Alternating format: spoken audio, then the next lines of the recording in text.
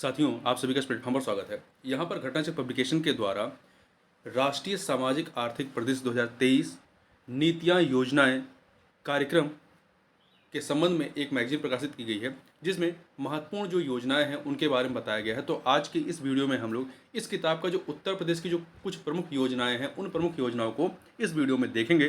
तो चलिए प्रारंभ करते हैं उत्तर प्रदेश की प्रमुख नीतियों और योजनाओं के बारे में।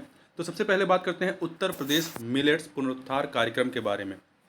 28 जनवरी 2023 को राज्य सरकार द्वारा उत्तर प्रदेश मिलेट्स पुनरुद्धार कार्यक्रम के संचालन के प्रस्ताव को मंजूरी प्रदान की गई। कब? 28 जनवरी को। प्रदेश में मिलेट्स में ध्यान रखिए क्या क्या चीज़ें आती हैं। ज्वार, बाजरा, कोदो, सावा, रागी, मड़ुआ आदि जो है ये मिलेट्स के तहत आते हैं कि खेती प्रसंस्करण एवं उपभोग को बढ़ावा देना इस योजना का कार्य उद्देश्य है। इससे संबंधित जो महत्वपूर्ण तथ्य वो ये है कि इस योजना को वर्ष 2022-23 1 जनवरी 2023 से लेकर वर्ष 2026-27 तक संचालित किए जाने का प्रस्ताव है। 1 जनवरी 2023 से 2026-27 तक इसको संचालित किया जाएगा। इसके कार्यान्वयन हेतु 5 वर्षों की अवधि में अनुमानित आकलित जो व्यय है वो 18,626.5 लाख रुपए है। इस कार्यक्रम का क्रियान्वयन प्रदेश के सभी 75 जिलों में किया जाएगा। इस कार्यक्रम के तहत मिलेट्स की खेती के प्रोत्साहन के लिए मिलेट्स बीज का मिनी किट कृषकों को निःशुल्क वितरित किया जाएगा। गुणवत्ता युक्त बीजों का वितरण राष्ट्रीय खाद्य सुरक्षा मिशन एवं राज्य की प्रमाणिक बीज वितरण योजना अंतर्गत अनुदान पर किया जाएगा। मिनी किट वितरण में सीमांत एवं लघु कृषकों को जो है प्राथमिकता दी जाएगी। यदि सामान्य कृषक भी मिलेट्स का बीज लेना चाहें तो उसे भी उपलब्ध कराया जाएगा, मतलब सभी को उपलब्ध कराया जाएगा जो भी कृषक होंगे। वर्ष 2023-24 से 4 वर्षों तक मिलेट्स के बीज मिनी किट 2.5 लाख कृषकों को निःशुल्क वितरित किए जाएंगे। कृषकों का चयन कृषि विभाग के पोर्टल पर पंजीकृत अथवा भारत सरकार की किसान सम्मान निधि योजना अंतर्गत आच्छादित कृषकों में से किया जाएगा। चयनित कृषकों में 25% अनुसूचित जनजाति के कृषकों को लाभान्वित किया जाएगा। तो इसमें जो कृषक होंगे उनमें से 25% जो है वो SC/ST कैटेगरी के किसान होंगे। चयन में महिला कृषकों को विशेष वरीयता दी जाएगी। मिलेट्स के उत्पादों को तैयार करने के लिए मिलेट्स प्रसंस्करण, पैकिंग सह विपणन केंद्र की स्थापना की जाएगी। मिलेट्स विपणन हेतु मोबाइल आउटलेट स्टोर को प्रोत्साहित किया जाएगा। इससे संबंधित जो विश्लेषण देखें तो उत्तर प्रदेश में मिलेट्स की खेती पारंपरिक रूप से बहुत हद तक लोकप्रिय एवं प्रचलित थी, परंतु हरित क्रांति के उद्भव के साथ ही कृषि क्षेत्र में हुए परिवर्तन से इसका क्षेत्र और उत्पादन उस प्रकार प्रचलित नहीं रहा और कुल खाद्यान्न उत्पादन में मिलेट्स का हिस्सा कम हुआ, जबकि पौष्टिकता के आधार पर यह अत्यंत उपयोगी है। मिलेट्स सूक्ष्म पोषक तत्वों, विटामिन और खनिजों का भंडार है।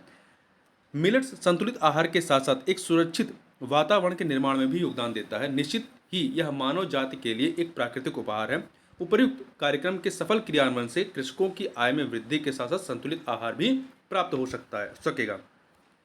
अगला है प्रशिक्षित कृषि उद्यमी स्वावलंबन एग्री जंक्शन योजना के बारे में। तो एग्री जंक्शन योजना क्या है? प्रशिक्षित कृषि उद्यमी स्वावलंबन योजना 28 जनवरी, ये भी 28 जनवरी को ही प्रारंभ हुआ। 28 जनवरी 2023 को उत्तर प्रदेश मंत्रिमंडल ने वर्ष 2015-16 से संचालित प्रशिक्षित कृषि उद्यमी स्वावलंबन योजना को आगामी 5 वर्षों के लिए संचालित करने के प्रस्ताव को मंजूरी प्रदान की है। तो ध्यान रखिएगा, इसको जो अगले 5 साल एक्सटेंड करने के लिए जो मंजूरी दी गई है वो 28 जनवरी 2023 को दी गई, जबकि ये योजना जो है 2015-16 से संचालित है। तो ध्यान रखिएगा, प्रशिक्षित कृषि उद्यमी स्वावलंबन योजना कब प्रारंभ हुई थी? 2015-16 में।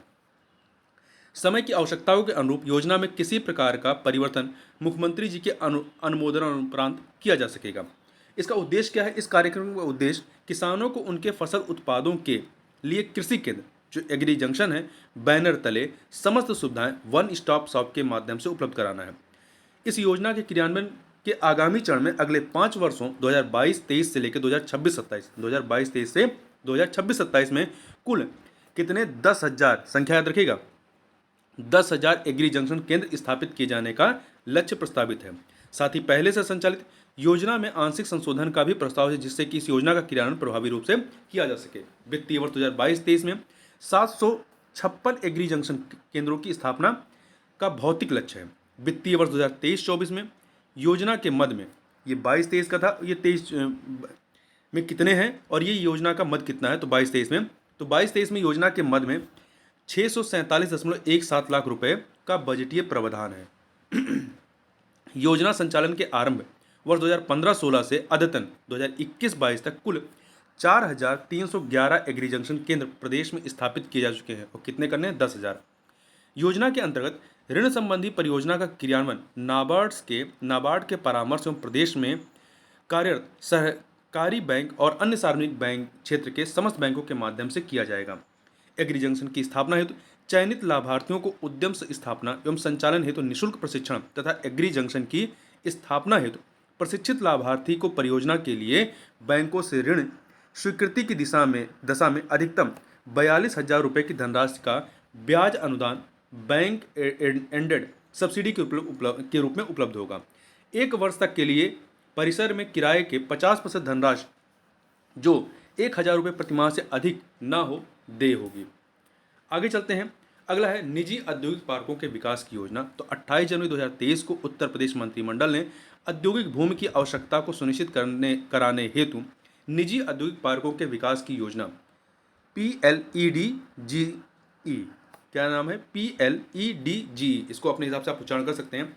इसका पूरा नाम है promoting leadership and enterprise for development of growth engine के प्रस्ताव को अनुमोदित किया है। इस योजना को निजी प्रवर्तक के द्वारा बिल्ड ओन ऑपरेट BOO मतलब बिल्ड ऑन ऑपरेट के आधार पर संचालित किया जाएगा।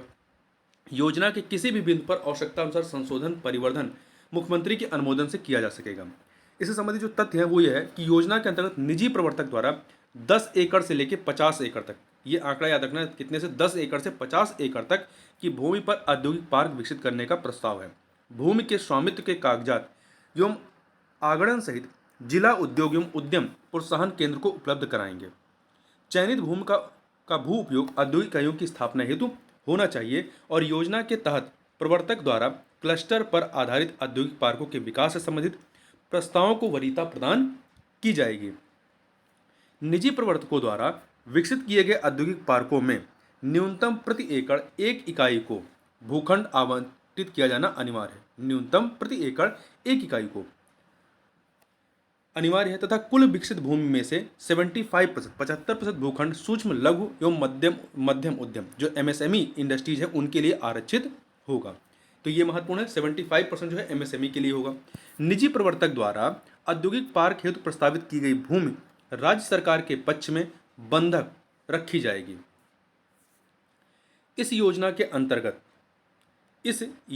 अंतर्गत विकसित किए जा रहे निजी औद्योगिक पार्कों के भूखंडों के आवंटन, संचालन तथा मूलभूत अवस्थापना सुविधाओं के रखरखाव का संपूर्ण दायित्व जो है वो निजी प्रवर्तक की होगी। योजना के अंतर्गत 2500 करोड़ रुपए के रिवॉल्विंग फंड का कॉर्पस बनाया जाएगा, जिसके लिए वित्तीय वर्ष 2022-23 में 300 करोड़ रुपए का प्रावधान किया गया है।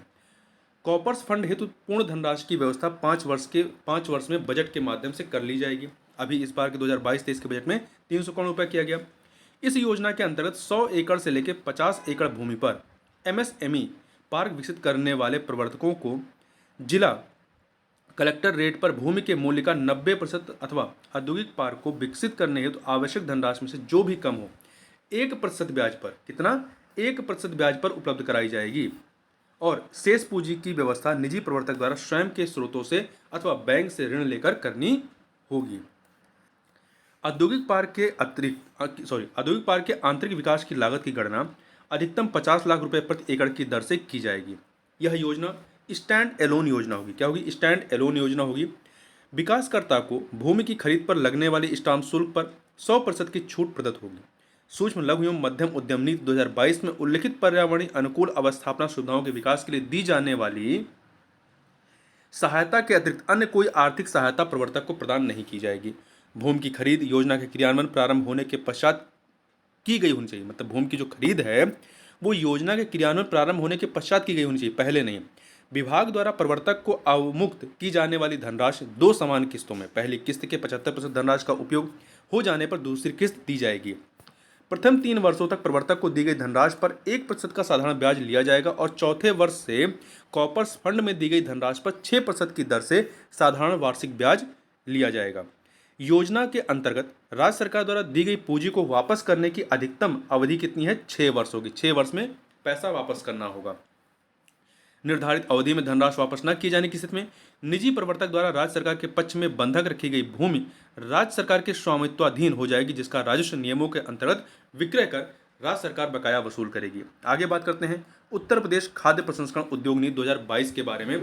तो देखिए 28 जनवरी 2023 को उत्तर प्रदेश मंत्रिमंडल ने उत्तर प्रदेश खाद्य प्रसंस्करण उद्योग नीति 2022 के प्रख्यापन के प्रस्ताव को जो है अनुमति प्रदान की है। इसका उद्देश्य क्या है? इसका उद्देश्य प्रदेश के कृषकों को उनकी आय का उचित एवं लाभकारी मूल्य दिलाना है, कच्चे उत्पादों का संवर्धन करना, प्रदेश में खाद्य प्रसंस्करण उद्योग की स्थापना को प्रोत्साहित करना, उपभोक्ताओं को प्रतिस्पर्धात्मक मूल्य पर प्रसंस्कृत उत्पाद सुलभ कराना, रोजगार के नए अवसर सृजित करना और उपलब्ध मानव शक्ति की क्षमता एवं कौशल में वृद्धि करना तथा आवश्यकता अनुसार अतिरिक्त मानव शक्ति उपलब्ध कराना।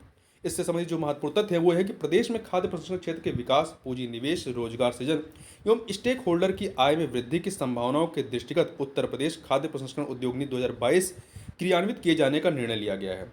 यह नीति अधिसूचित होने की तिथि से आगामी 5 वर्षों के लिए संपूर्ण उत्तर प्रदेश में प्रभावी होगी। इस नीति के लिए उद्यान एवं खाद्य प्रसंस्करण विभाग नोडल विभाग होगा। उद्यान एवं खाद्य प्रसंस्करण विभाग नोडल विभाग होगा और उद्यान एवं खाद्य प्रसंस्करण निदेशालय नोडल एजेंसी होगी। नीति के तहत 12.5 एकड़ से अधिक भूमि खरीदने की अनुमति, गैर कृषि उपयोग घोषणा के लिए शुल्क से छूट परियोजना, परियोजना स्थल में आने वाली सरकारी भूमि के विनियमन, खाद्य प्रसंस्करण उद्योगों हेतु भू उपयोग परिवर्तन के लिए 10,000 रुपये के प्रतीकात्मक शुल्क, बाहरी विकास हेतु 50,000 रुपये के प्रतीकात्मक शुल्क, स्टाम्प शुल्क से छूट, प्रसंस्करण के लिए राज्य के बाहर से लाई गई कृषि उपज पर मंडी शुल्क और उपकर से छूट तथा प्रसंस्करण इकाइयों को सीधे बेचे जाने वाले कृषि उत्पाद के लिए मंडी शुल्क और उपकर से छूट, प्रसंस्करण इकाइयों को बिजली आपूर्ति के लिए सौर ऊर्जा परियोजनाओं पर सब्सिडी, निर्यात हेतु परिवहन सब्सिडी आदि का प्रावधान किया गया। मतलब ये जो सारी छूटें हैं इस नीति के तहत ये सारी चीज़ें दी गई हैं, मतलब ये आपको सुविधाएं दी गई हैं। इस नीति के तहत राज्य में खाद्य प्रसंस्करण उद्योग की स्थापना के संबंध में संयंत्र, मशीनरी और तकनीकी सिविल कार्य पर किए गए व्यय का 35% पूंजीगत अनुदान अधिकतम सीमा 5 करोड़ रुपए दिया जाएगा। कितना? 35% पूंजीगत अनुदान अधिकतम सीमा 5 करोड़ रुपए है।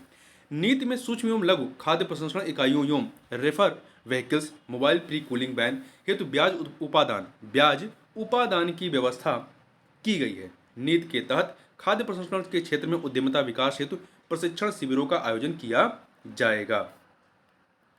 अगला है Uttar Pradesh where housing and logistic नीति 2022। 22 दिसंबर 2022 को उत्तर प्रदेश मंत्रिमंडल ने Uttar Pradesh where housing and logistic नीति 2022 को मंजूरी प्रदान की। इस नीति की प्रभावी अवधि आगामी 5 वर्ष होगी। इस नीति की अधिसूचना निर्गत होने पर Uttar Pradesh where housing and logistic नीति 2018 वो निरस्त हो जाएगी। इस नीति का उद्देश्य क्या है? तो सुदृढ़ परिवहन अवस्थापना नेटवर्क का सृजन करना, विद्यमान warehousing and logistic infrastructure का उन्नयन एवं सुधार करना, लॉजिस्टिक लागत को कम करने एवं दक्षता में सुधार हेतु राज्य में लॉजिस्टिक सेवाओं के एकीकृत विकास को प्रोत्साहित करना, प्रदेश में लॉजिस्टिक सेक्टर के विकास हेतु प्रभावी प्रशासन एवं एकीकृत नियोजन हेतु एक प्रभावी संस्थागत तंत्र स्थापित करना तथा लॉजिस्टिक सुविधाओं की स्थापना में निजी निवेश को आकर्षित करना, साथ ही लॉजिस्टिक उद्योग की आवश्यकताओं की पूर्ति हेतु कार्यबल की उत्कृष्टता, कौशल सुधार तथा क्षमता वृद्धि को बढ़ावा देना तथा स्मार्ट लॉजिस्टिक कार्य प्रणालियों की स्थापना करना। इससे संबंधित जो प्रमुख तथ्य हैं वो ये हैं कि इस नीति के तहत लॉजिस्टिक पार्क के लिए फास्ट ट्रैक भूमि आवंटन, निर्दिष्ट लॉजिस्टिक परिक्षेत्रों के विकास के साथ ही प्रोत्साहन योजना का प्रावधान है। प्रोत्साहन योजना के तहत इस नीति में लॉजिस्टिक अवस्थापना सुविधाओं को 3 शीर्षकों, पहला भंडारण सुविधाएं तथा वेयर हाउस यथा वेयर हाउस जैसे कि वेयर हाउस और साइलोज एंड एवं कोल्ड चेन सुविधा। दूसरा है मल्टी मॉडल पार्क, अंतर्देशीय कंटेनर डिपो यथा इसमें मल्टी मॉडल पार्क है। दूसरा जो है मल्टी मॉडल पार्क, अंतर्देशीय container depot, container freight station सहित लॉजिस्टिक पार्क एवं ड्राई पोर्ट जिनमें एयर फ्रेट स्टेशन सम्मिलित हैं। तथा तीसरा जो है अन्य सुविधाएं जैसे कि ट्रक लेवे, निजी फ्रेट टर्मिनल, निजी बर्थिंग टर्मिनल एवं अंतर्देशीय पोत में वर्गीकृत कर आकर्षक उपादान एवं प्रोत्साहन प्रदान करने की व्यवस्था है। नीति में परिभाषित पात्र परियोजनाओं को फ्रंट एंड एवं बैक एंड उपादान प्रदान किए जाएंगे। फ्रंट एंड उपादान के अंतर्गत पात्र परियोजनाओं को छूट और रियायतें परियोजना का वाणिज्यिक संचालन आरंभ होने से पूर्व अनुमन्य होंगी।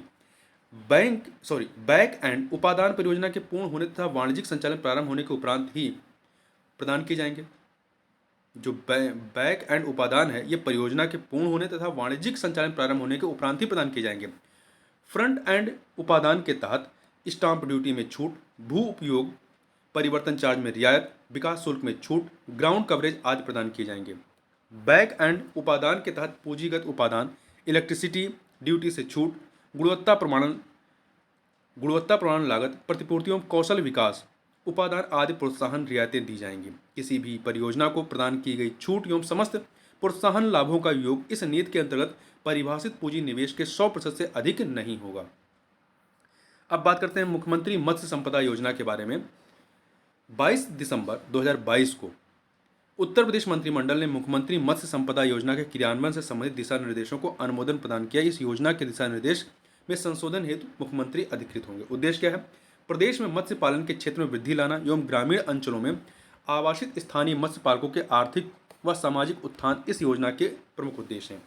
जो प्रमुख तथ्य हैं, इस योजना का क्रियान्वयन 2 उपयोजनाओं कंपोनेंट ए और कंपोनेंट ए और कंपोनेंट बी के माध्यम से किया जाएगा। कंपोनेंट ए के तहत मनरेगा कन्वर्जेंस अथवा पट्टाधारक स्वयं तथा अन्य विभागों के माध्यम से सुधारे गए ग्राम सभा व अन्य पट्टे के तालाबों में प्रथम वर्ष निवेश पर अनुदान हेतु इकाई लागत पर 4 लाख रुपए प्रति हेक्टेयर पर 40% अनुदान दिया जाएगा।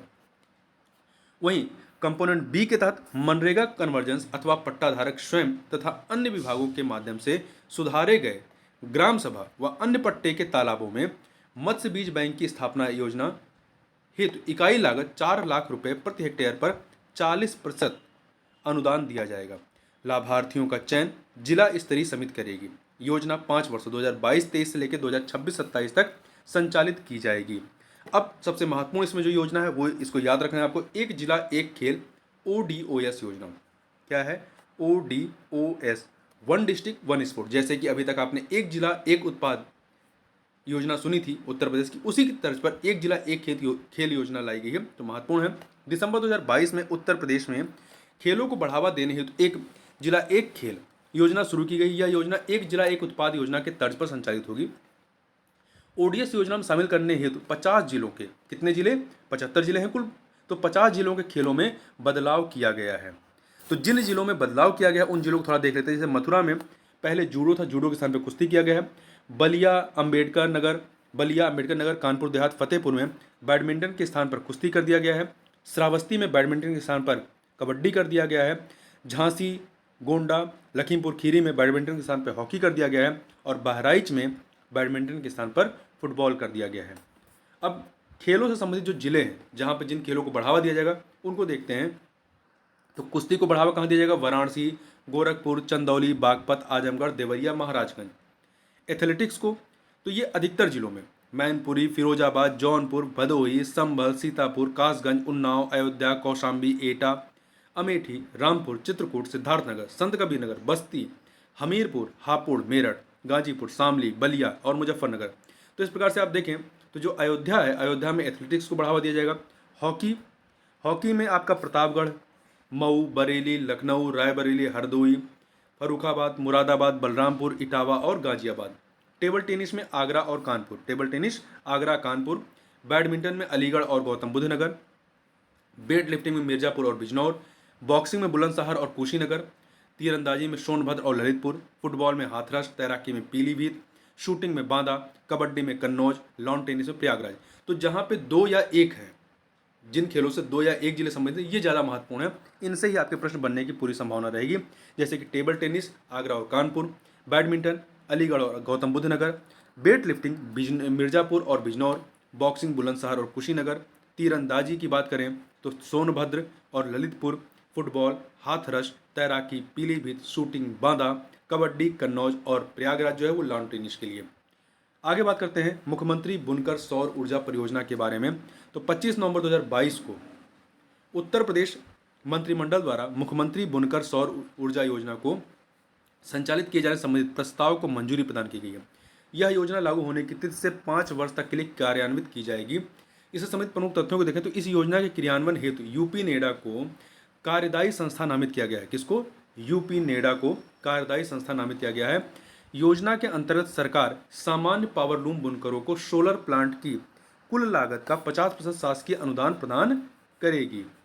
और लागत में संयंत्र की लागत के साथ, जो लागत है इसमें संयंत्र की लागत के साथ यूपी नेडा की 3% अनुषंगिक आय एवं जीएसटी सम्मिलित है। अनुसूचित जाति एवं अनुसूचित जनजाति अर्थात एससी एसटी के पावरलूम बुनकरों को सोलर प्लांट की कुल लागत का 75% शासकीय अनुदान प्रदान किया जाएगा। सामान्य स्तर पर 50% है, परंतु एससी एसटी के लिए 75% शासकीय अनुदान दिया जाएगा।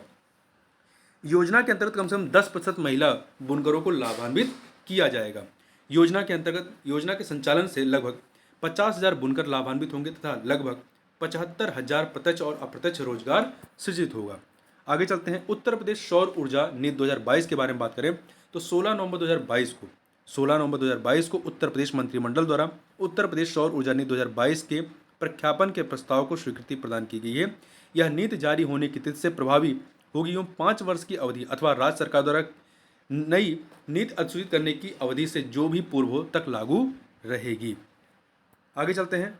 इसका उद्देश्य क्या है? इस नीति का प्रमुख उद्देश्य पर्यावरण में कार्बन उत्सर्जन को कम करना तथा गैर परंपरागत ऊर्जा स्रोतों से विद्युत उत्पादन को बढ़ाना है। इससे संबंधित प्रमुख फैक्टरों की बात करें तो पहला है, इस नीति के क्रियान्वयन हेतु उत्तर प्रदेश नवीन एवं नवीकरणीय ऊर्जा विकास एजेंसी यूपी नेडा, तो यूपी नेडा का पूरा नाम याद रखिए क्या है, उत्तर प्रदेश नवीन एवं नवीकरणीय ऊर्जा विकास एजेंसी को नोडल एजेंसी नामित किया गया है। निजी क्षेत्र में सौर पार्क की स्थापना हेतु ग्राम पंचायत या जो राजस्व है की भूमि 15,000 रुपये प्रति एकड़ प्रतिवर्ष 30 वर्ष की अवधि के लिए पट्टे पर दी जाएगी। इस नीति के कार्यान्वयन हेतु 5 वर्ष की संचालन अवधि में प्रति जनपद या नगर निगम मुख्यालय 2 लाख रुपए प्रति जनपद तथा प्रति जनपद नगर पालिका परिषद मुख्यालय 1 लाख रुपए का फंड प्रचार प्रसार हेतु उपलब्ध कराया जाएगा। इसके तहत उत्तर प्रदेश में आगामी 5 वर्षों में सौर ऊर्जा परियोजनाओं से 22,000 मेगावाट विद्युत उत्पादन क्षमता का लक्ष्य रखा गया। आगामी 5 वर्षों में कितना लक्ष्य है? 22,000 मेगावाट विद्युत उत्पादन क्षमता का।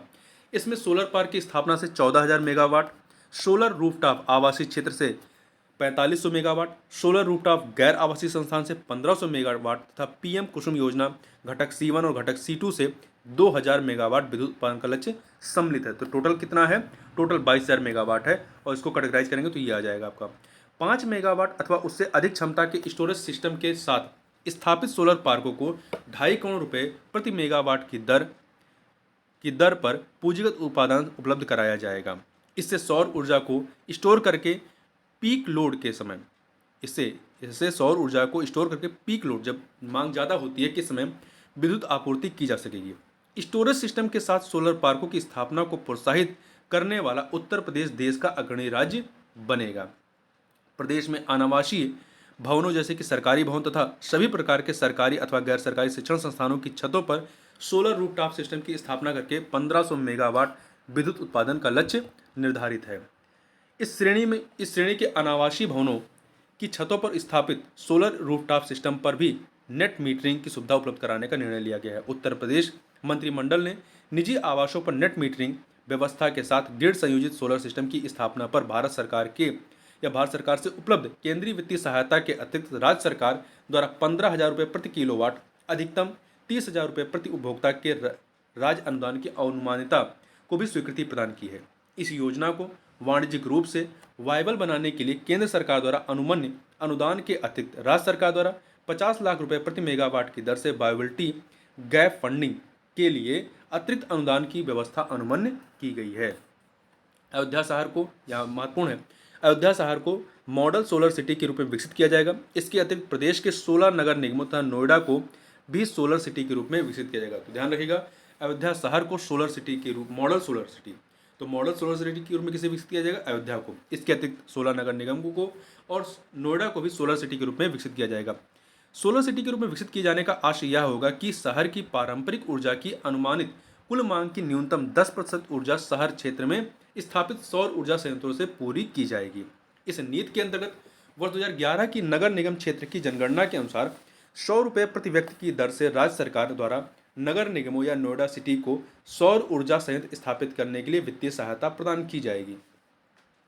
सौर ऊर्जा संयंत्रों के रखरखाव के लिए 30,000 युवकों को सौर ऊर्जा संयंत्रों के अनुरक्षण का प्रशिक्षण दिया जाएगा। उन्हें सूर्य मित्र का नाम दिया जाएगा। तो ये महत्वपूर्ण है, सूर्य मित्र क्या है।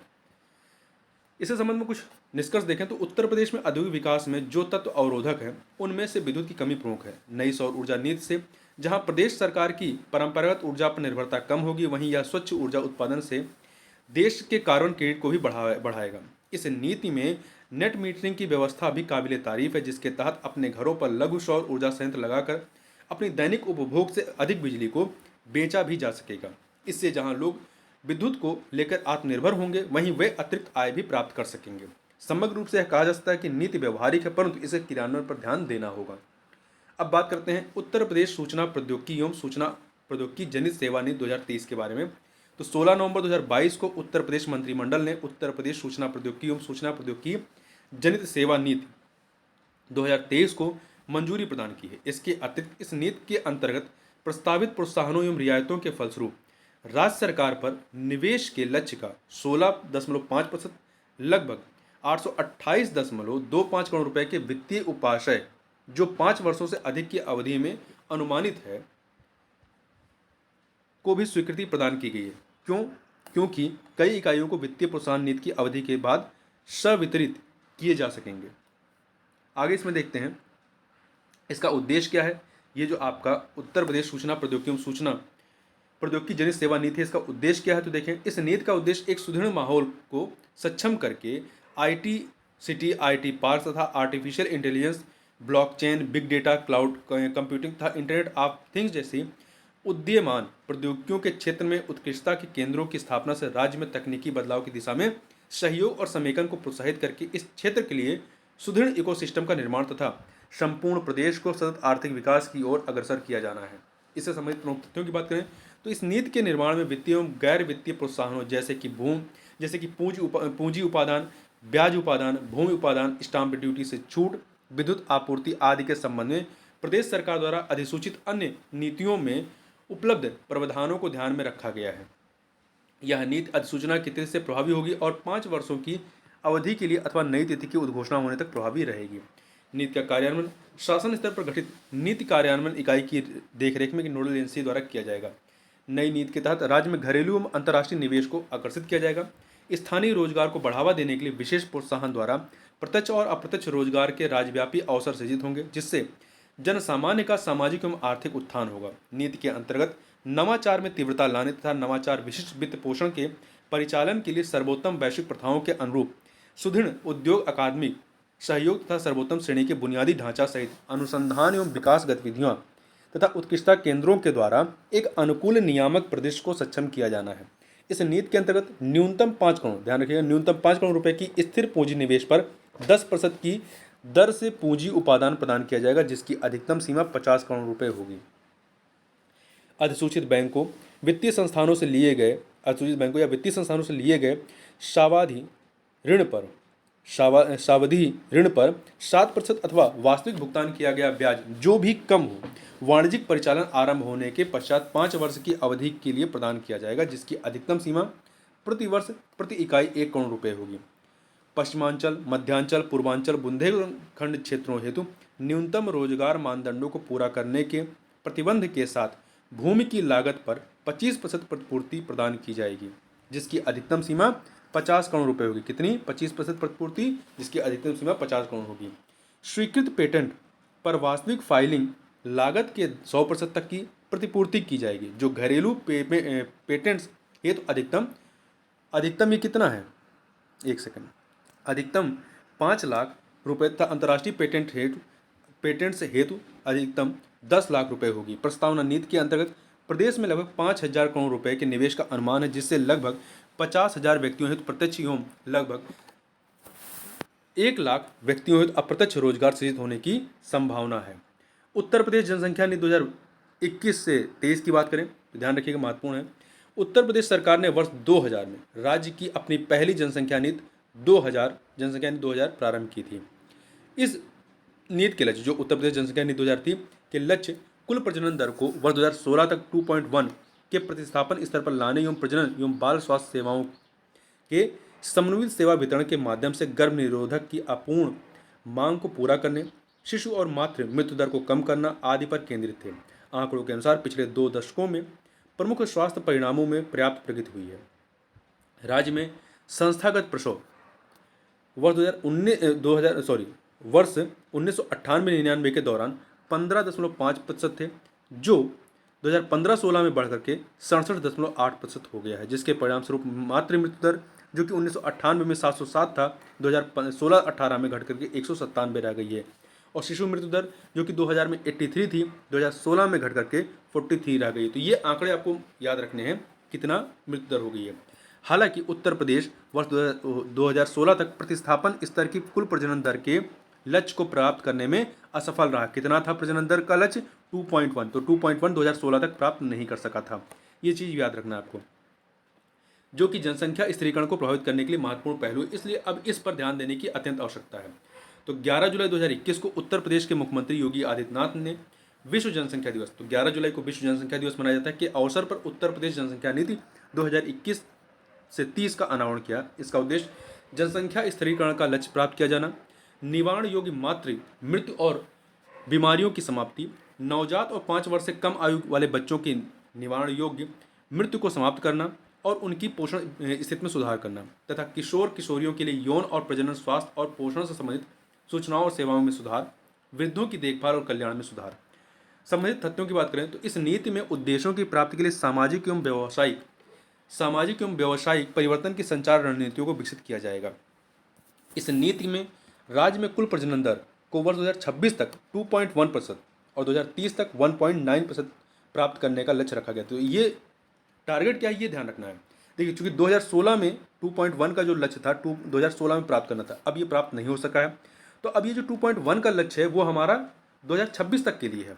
ठीक है, इसको एक्सटेंड किया गया 2026 तक। तो 2026 तक हमारा प्रजनन दर जो है प्रदेश का वो 2.1% होना चाहिए और इसे 2030 तक 1.9% करने का लक्ष्य रखा गया है। तो इस फैक्ट को आपको याद रखना है।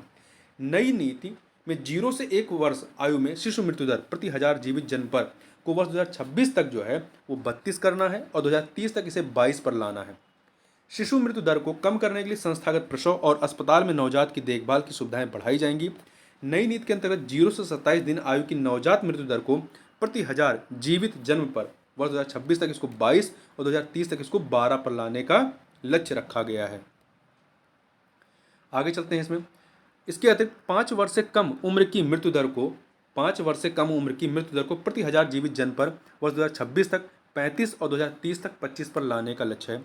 नई नीति में औसत जीवन प्रत्याशा को 2026 तक 64.3 से बढ़ा करके 66 वर्ष करना, जो अभी 64.3 है उसे बढ़ाकर 2026 तक 66 वर्ष करना और 2030 तक 69 वर्ष करने का लक्ष्य रखा गया है। नई नीति में कुपोषण रोकने हेतु भी कई अहम उपाय किए गए हैं। इसमें प्रत्येक 5 वर्ष तक के बच्चों में कुपोषण की दर को वर्ष 2026 तक 16.4% और 2030 तक 11.4% पर लाने का लक्ष्य रखा गया है। वर्तमान में प्रदेश के 5 वर्ष से कम आयु के 38.5% बच्चों का वजन कम पाया गया है, जिसे वर्ष 2026 तक 24.5%, जो 38.5 है अभी, इसे 24.5% करने और 2030 तक इसे 14.5% पर लाने का लक्ष्य रखा गया है। नई नीति में मातृ मृत्यु दर पर विशेष रूप से फोकस किया गया है।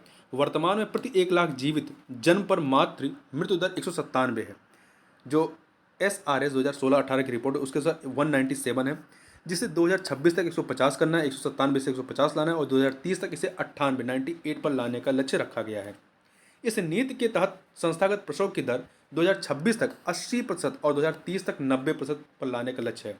और वर्तमान में संस्थागत प्रसव की दर कितनी है? 67.8 है, जो आपका NFHS 4 का जो चरण का जो आंकड़े थे 2015-16 का, उसके अनुसार कितना है? 67.8% है। इसे 2026 तक 80% करना है, फिर 2030 तक 90% करना है। आधुनिक गर्भ निरोध अपनाने की दर जो वर्तमान में 31.7% है NFHS 4 2015-16 के अनुसार, इसे वर्ष 2026 तक बढ़ाकर 45% और 2030 तक बढ़ाकर 52% पर लाने का लक्ष्य रखा गया है। इस नीति के तहत उत्तर प्रदेश सरकार उन कर्मचारियों को पदोन्नति, वेतन वृद्धि, आवास योजनाओं में रियायतें और अन्य भत्ते देगी जो जनसंख्या नियंत्रण मानदंडों का पालन करेंगे और जिनके 2 या उससे कम बच्चे हैं। इसका विश्लेषण देखें तो उत्तर प्रदेश जनसंख्या नीति 2021 स्वैच्छिक और सूचित विकल्प के माध्यमों से और अपनी विकासशील आवश्यकताओं के साथ जनसांख्यिकी लक्ष्यों को निर्धारित करके जनसंख्या स्थिरीकरण प्राप्त करने के लिए राज्य की प्रतिबद्धता को रेखांकित करती है। यह नीति बाल उत्तरजीविता, मातृ स्वास्थ्य और गर्भ निरोधक के मुद्दों को संबोधित करने के लिए रणनीतियों को प्राथमिकता देने के लिए अगले दशक के लिए एक मंच तैयार एक तंत्र प्रदान करती है। इस तंत्र में जागरूकता बढ़ाने और सेवाओं की मांग के साथ साथ एक मजबूत प्राथमिक स्वास्थ्य देखभाल प्रणाली तक लोगों की पहुंच बढ़ाना भी शामिल है। उत्तर प्रदेश जनसंख्या नीति 2021 में जीवन की सभी अवस्थाओं में अपने नागरिकों के स्वास्थ्य एवं सेहत को सुरक्षित करने तथा सबसे अधिक निर्धन वर्ग को प्राथमिकृत करने के समावेशी और व्यापक दृष्टिकोण को अपनाया गया है। इस नीति में सभी के लिए स्वास्थ्य सेवाएं सुनिश्चित करने और उच्च जोखिम वाली गर्भवती महिलाओं, शिशुओं, बीमार नवजात शिशुओं तथा अति कुपोषित बच्चों पर विशेष ध्यान रखने के स्पष्ट प्रावधान किए गए हैं। यह नीति प्रदेश में प्रत्येक व्यक्ति के जीवन में खुशहाली लाने एवं प्रदेश को प्रगति के पथ पर अग्रसर कराने के प्रति प्रतिबद्धता की पुष्टि करती है। सतत विकास लक्ष्य के अंतर्गत वर्ष 2030 तक प्राप्त किए जाने वाले लक्ष्यों की प्राप्ति में यह नीति अत्यधिक सहायक सिद्ध होगी। आगे चलते हैं, आगे बात करते हैं उत्तर प्रदेश ऑक्सीजन उत्पादन संवर्धन नीति 2021। तो वर्तमान में संपूर्ण देश कोविड-19 महामारी से प्रभावित रहा है। विशेष रूप से वायरस के नए स्ट्रेन के कारण जनमानस स्वास्थ्य संबंधी गंभीर समस्याओं से ग्रस्त रहा। इस महामारी के दौरान स्वास्थ्य अवस्थापना सुविधाओं पर भी अत्यधिक दबाव पड़ा। कोरोना महामारी से निपटने के लिए मेडिकल ऑक्सीजन की उपलब्धता सुनिश्चित कराना राज्य की प्राथमिकता रही है। इस संदर्भ में 15 मई 2021 को प्रदेश सरकार द्वारा उत्तर प्रदेश ऑक्सीजन उत्पादन संवर्धन नीति 2021 स्वीकृति प्रदान की गई थी। 16 मई 2021 को इस नीति को लागू किया गया। इसका उद्देश्य क्या था कि उत्तर प्रदेश में ऑक्सीजन के उत्पादन में पर्याप्त वृद्धि हेतु और कोविड-19 के कारण उत्पन्न स्वास्थ्य संकट के निदान के लिए ऑक्सीजन की उपलब्धता सुनिश्चित करना, रोजगार के अवसर पैदा करते हुए उत्तर प्रदेश में ऑक्सीजन उत्पादन में निवेश को प्रोत्साहित करना, ऑक्सीजन के उत्पादन में उत्तर प्रदेश को एक आत्मनिर्भर राज्य के रूप में स्थापित करना। कार्यान्वयन के लिए तो देखिए, नोडल संस्था द्वारा इस नीति के कार्यान्वयन का प्रबंधन किया जाएगा। प्रोत्साहन प्राप्त करने हेतु समस्त आवेदन नोडल संस्था के समक्ष प्रस्तुत किए जाएंगे। इच्छुक इकाइयों को अपने प्रस्ताव अधिसूचना जारी होने के 6 महीने के अंदर देने होंगे। प्राप्त आवेदकों का नोडल संस्था द्वारा आवश्यक मूल्यांकन किया जाएगा। तदुपरांत अवस्थापना एवं औद्योगिक विकास विभाग उत्तर प्रदेश शासन के माध्यम से स्पष्ट संस्तुतियों सहित उच्च स्तरीय समिति के समक्ष प्रस्तुत किया जाएगा। तो ये बहुत आपको याद रखने की जरूरत नहीं है, बस सुन लीजिए इसको एक बार। Liquid oxygen, zeolite oxygen cylinder, oxygen concentrator, सहायक उपकरण, cryogenic tanker, iso tanker, oxygen भंडारण और परिवहन उपकरण सुविधाओं का निर्माण करने वाली उन इकाइयों को इस नीति के तहत प्रोत्साहन प्रदान किया जाएगा जिन्होंने 50 करोड़ रुपए से अधिक का निवेश किया है। तो ये आंकड़ा याद रखिए, 50 करोड़ से अधिक वाला। इस नीति के तहत 100 करोड़ रुपए तक के पूंजी निवेश प्रस्ताव औद्योगिक विकास मंत्री के समकक्ष, जबकि इससे अधिक राशि के प्रस्ताव राज्य कैबिनेट के समक्ष प्रस्तुत किए जाएंगे। नई नीति के तहत कैपिटल सब्सिडी 3 समान वार्षिक किस्तों में दी जाएगी। यह कैपिटल सब्सिडी बुंदेलखंड और पूर्वांचल में 25% है, मध्यांचल में 20%, जबकि पश्चिमांचल में 15%। तो ये आंकड़ा, ये परसेंटेज याद रखना है। बुंदेलखंड और पूर्वांचल में 25%, मध्यांचल में 20% और पश्चिमांचल में 15%। इसके अतिरिक्त पूर्वांचल और बुंदेलखंड में स्टाम्प ड्यूटी में 100% की छूट, जबकि मध्यांचल में 75%। ध्यान रखिए, पूर्वांचल और बुंदेलखंड में स्टाम्प ड्यूटी में 100%, मध्यांचल में 75% और पश्चिमांचल में 50% तक की स्टाम्प ड्यूटी में छूट मिलेगी। ऑक्सीजन उत्पादन के क्षेत्र में प्रदेश को आत्मनिर्भर बनाने के लिए उत्तर के लिए इस नीति को लागू किया गया। कौन सा? उत्तर प्रदेश ऑक्सीजन उत्पादन संवर्धन नीति 2021। इस नीति से प्रदेश में रोजगार के अवसर भी प्राप्त होंगे। प्रदेश में ऑक्सीजन की आपूर्ति भरपूर रहने पर अस्पतालों में ऑक्सीजन की कमी से हो रही मृत्यु को रोकने में यह नीति काफ़ी मददगार सिद्ध होगी। आगे बात करते हैं उत्तर प्रदेश डेटा सेंटर नीति 2021 में संशोधन के संबंध में। तो 3 नवंबर 2022 को उत्तर प्रदेश राज्य मंत्रिमंडल ने उत्तर प्रदेश डेटा सेंटर नीति 2021 में संशोधन को मंजूरी प्रदान की। यह नीति अधिसूचना की तिथि 28 जनवरी 2021 से 5 वर्ष तक अथवा उत्तर प्रदेश सरकार द्वारा कोई नई नीति या संशोधन किए जाने तक लागू रहेगी। इसका उद्देश्य क्या है? वैश्विक तथा भारतीय निवेशकों से निवेश आकर्षित करके तथा डेटा सेंटर उद्योग के स्थानीयकरण को सहयोग प्रदान करने के लिए एमएसएमई और स्टार्टअप्स को आकर्षित करके राज्य में एक विश्वस्तरीय डेटा सेंटर इकोसिस्टम का निर्माण करना है। नीति के अंतर्गत प्रदेश में 30,000 करोड़ रुपए के अनुमानित निवेश से 900 मेगावाट क्षमता के कम से कम 8, संशोधन से पूर्व 3 था, अब इसे संशोधन पर 8 कर दिया गया, 8 अत्याधुनिक, तो ये आंकड़ा याद रखिए, 8 अत्याधुनिक निजी डेटा सेंटर पार्क स्थापित करना है। इससे संबंधित जो नीति हैं या तथ्य हैं, इस नीति के प्रभावी कार्यान्वयन हेतु सूचना प्रौद्योगिकी एवं इलेक्ट्रॉनिक विभाग उत्तर प्रदेश शासन के अधीन एक नोडल एजेंसी नामित की जाएगी। निवेशकों को समय स्वीकृति की प्राप्ति हेतु एकल खिड़की प्रणाली के रूप में कार्य करने के लिए नोडल एजेंसी निवेश मित्र के पोर्टल का उपयोग करेगी। इस नीति के अंतर्गत डेटा सेंटर पार्क और डेटा सेंटर इकाइयों को पूंजी उत्पादन, ब्याज उत्पादन, भूमि के क्रय, पट्टे पर स्टाम्प ड्यूटी में छूट तथा ऊर्जा संबंधित वित्तीय प्रोत्साहनों के अतिरिक्त अन्य प्रोत्साहन भी प्रदान किए जाएंगे। बुंदेलखंड तथा पूर्वांचल क्षेत्रों के लिए अतिरिक्त विभिन्न गैर वित्तीय प्रोत्साहन भी प्रदान किए जाएंगे। डेटा सेंटर इकाइयों के आसपास बड़ी संख्या में सूचना प्रौद्योगिकी तथा सूचना प्रौद्योगिकी जनित इकाइयों की स्थापना होनी है। राज्य में डेटा सेंटर उद्योग को आवश्यक सेवा प्रदाता के रूप में आवश्यक सेवा अनुरक्षण अधिनियम इस्मा के अंतर्गत वर्गीकृत किया जाएगा। ऐसे मामलों में जहां नीति की अवधि लेटर ऑफ कंफर्ट निर्गत होने की तिथि से 3 वर्ष के अंदर समाप्त हो रही हो, डेटा सेंटर इकाई या पार्क्स में वाणिज्यिक उत्पादन आरंभ करने हेतु लेटर ऑफ कंफर्ट निर्गत करने की तिथि से कम 3 वर्ष का समय प्रदान किए जाने का प्रस्ताव किया गया है। इससे हम जो कंक्लूजन या विश्लेषण की बात करें तो सूचना प्रौद्योगिकी समर्थित सेवा क्षेत्र में उत्तर प्रदेश राज्य का सदैव एक प्रमुख स्थान रहा है। राज्य सरकार का ध्यान भी सूचना प्रौद्योगिकी द्वारा समर्थित सार्वजनिक वितरण प्रणाली पर निर्भर है, जिससे शासकीय कार्य प्रणाली की पारदर्शिता में सुधार हुआ है और नागरिकों को सेवाएं प्रदान करने में तीव्रता आई है। विभिन्न ई गवर्नेंस सेवाएं तथा ऑनलाइन सेवा वितरण प्लेटफॉर्म इन डेटा केंद्रों के लिए राज्य सरकार को क्लाउड स्टोरेज के एक प्रमुख उपभोक्ता के रूप में बदल रहे हैं। यह नीति डेटा सेंटर उद्योग को फलने फूलने के लिए अनुकूल नीतिगत वातावरण का निर्माण करेगी। स्थानीय लाभ, सुदृढ़ सूचना प्रौद्योगिकी इकोसिस्टम, सेवा योजन के लिए तैयार कुशल प्रतिभा आदि महत्वपूर्ण तत्व उत्तर प्रदेश राज्य को डेटा सेंटर उद्योग में निवेश के लिए एक आशायुक्त गंतव्य के रूप में प्रतिष्ठित करेंगे। उत्तर प्रदेश निर्यात नीति 2020-25 की बात करते हैं तो देखिए, किसी देश प्रदेश की अर्थव्यवस्था के विकास में निर्यात का महत्वपूर्ण योगदान होता है। निर्यात न केवल महत्वपूर्ण विदेशी मुद्रा का स्रोत होता है, अपितु अतिरिक्त रोजगार सृजन का साधन तथा अंतर्राष्ट्रीय समुदाय में देश की प्रतिष्ठा का भी निर्धारक होता है। तो देखिए, इसी कारण निर्यात को अर्थव्यवस्था के विकास का इंजन भी माना जाता है। उत्तर प्रदेश भौगोलिक विशालता, जलवायु तथा सांस्कृतिक विविधता जनित उत्पादों की विशाल श्रृंखला, युवा शक्ति की ऊर्जा एवं हस्तशिल्प तथा कारीगरी की समृद्ध विरासत से संपन्न होने से निर्यात प्रोत्साहन की दृष्टि से सर्वाधिक संभावनाशील है। इसका उद्देश्य क्या है? निर्यात के क्षेत्र में विकास एवं प्रतिस्पर्धा को बढ़ावा देना, निर्यात सहायक संस्थाओं को निर्यात संबंधी आवश्यक सहायता व सेवा प्रदान करना, राज्य से निर्यात में वृद्धि हेतु तकनीकी एवं भौतिक अवसंरचनाओं की स्थापना एवं विकास, निर्यात को प्रोत्साहित करने के उद्देश्य उद्योगों के निर्यात सामर्थ्य के विकास हेतु आवश्यक समर्थन प्रदान करना, स्थानीय या देश स्तर पर देश में निर्मित उत्पादों हेतु वैश्विक बाजार में उपलब्ध अवसरों का चिन्हांकन करना, निर्यात संबंधी सर्वश्रेष्ठ प्रक्रियाओं को अंगीकृत करते हुए क्षमता विकास को प्रोत्साहित करना। क्रियान्वयन कौन करेगा? तो इस नीति में निर्धारित उद्देश्यों की प्राप्ति हेतु क्रियान्वयन रणनीति बनाई गई है। क्रियान्वयन रणनीति के तथ्य जो है इस प्रकार है। निर्यात प्रक्रिया का सरलीकरण एकल खिड़की प्रणाली के माध्यम से प्रक्रियात्मक औपचारिकताओं को कम करते हुए राज्य के विभिन्न विभागों के निर्यात संबंधी प्रपत्रों के शीघ्र निस्तारण और निर्यातकों की समस्याओं के निवारण में निर्यात प्रोत्साहन ब्यूरो द्वारा समन्वयक की भूमिका निभाना।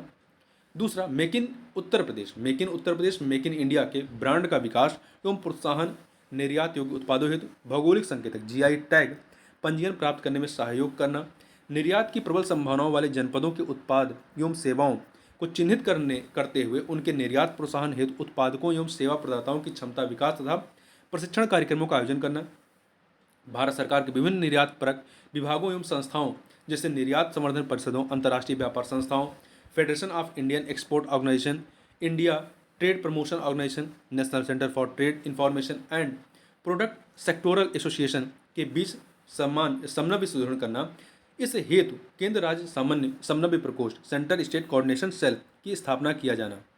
राज्य स्तरीय निर्यात प्रोत्साहन परिषद, राज्य स्तरीय निर्यात प्रोत्साहन समिति तथा जनपद स्तरीय निर्यात प्रोत्साहन समितियों को संस्थागत सुदृढ़ीकरण प्रदान करना। कौन कौन से? राज्य स्तरीय निर्यात प्रोत्साहन परिषद, राज्य स्तरीय निर्यात प्रोत्साहन समिति तथा जनपद स्तरीय निर्यात प्रोत्साहन समिति। जिला निर्यात संवर्धन परिषद DEPC का गठन, जिसके अध्यक्ष जिलाधिकारी तथा उपायुक्त जो है वो सदस्य सचिव होंगे।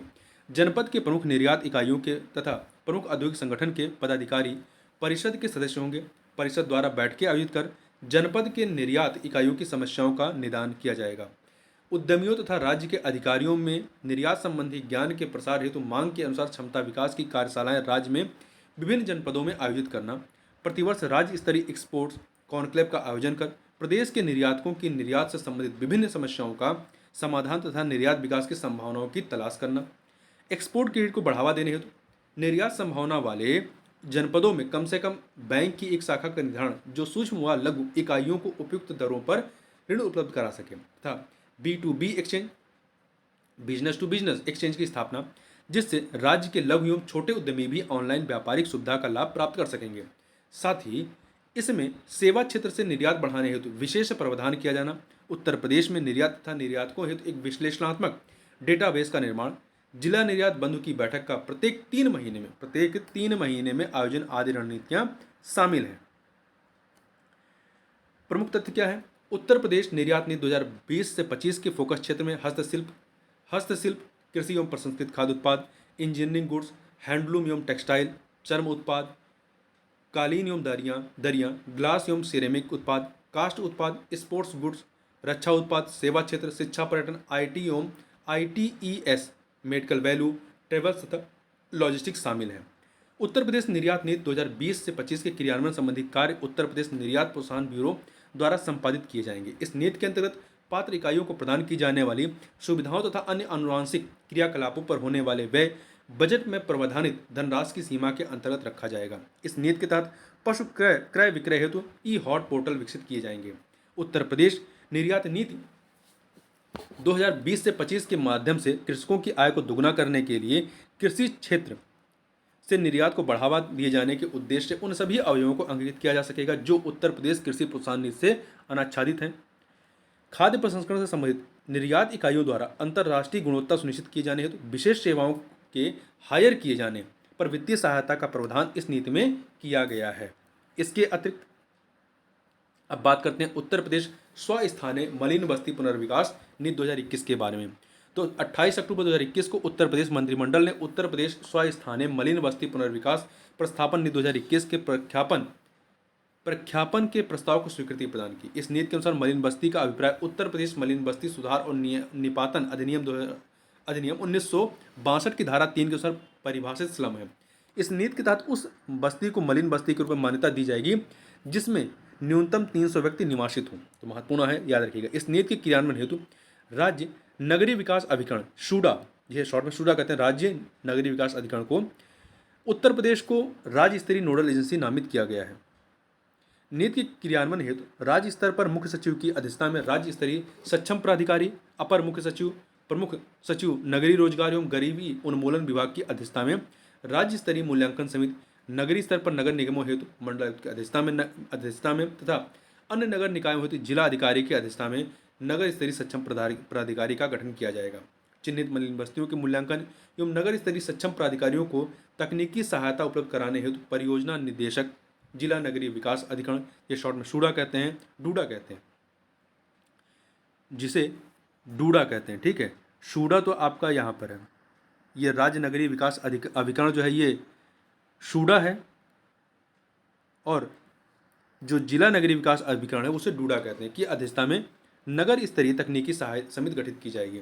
इस नीति के अंतर्गत शहरी स्थानीय निकाय यूएलवी क्रियान्वयन संस्था निजी विकासकर्ता की भूमिका एवं दायित्व के साथ परियोजना के विकास, लाभार्थियों की पात्रता तथा उनका मिलने वाले लाभ, आवंटन प्रक्रिया, अनिवार्य विकास मापदंड एवं प्रधानमंत्री आवास योजना सबके लिए आवास शहरी मिशन से प्राप्त किए जाने वाले अनुदान के संबंध में स्पष्ट प्रावधान किए गए हैं। अगला है एडॉप्ट अ हेरिटेज पॉलिसी, अपनी धरोहर अपनी पहचान। 16 अगस्त 2021 को उत्तर प्रदेश मंत्रिमंडल ने भारत सरकार द्वारा स्वीकृत एडॉप्ट ए हेरिटेज पॉलिसी, अपनी धरोहर अपनी पहचान के तहत प्रदेश के लिए तैयार की गई Uttar Pradesh adopt heritage policy, अपनी धरोहर अपनी पहचान को अनुमोदित किया है। इस नीति के अंतर्गत उत्तर प्रदेश राज्य पुरातत्व निदेशालय संस्कृत विभाग द्वारा संरक्षित स्मारकों, पुरास्थलों का स्थलीय विकास, रख रखाव एवं जन सुविधाओं का प्रबंधन सार्वजनिक उद्यम इकाइयों एवं निजी क्षेत्र की सहभागिता से किया जाएगा। तो जो ये 2021 के योजना है, जो 2022 और 23 की योजना है वो हमारे लिए ज़्यादा महत्वपूर्ण है। तो इस वीडियो में बस इतना ही, मिलता है नेक्स्ट वीडियो में, तब तक के लिए बहुत बहुत धन्यवाद।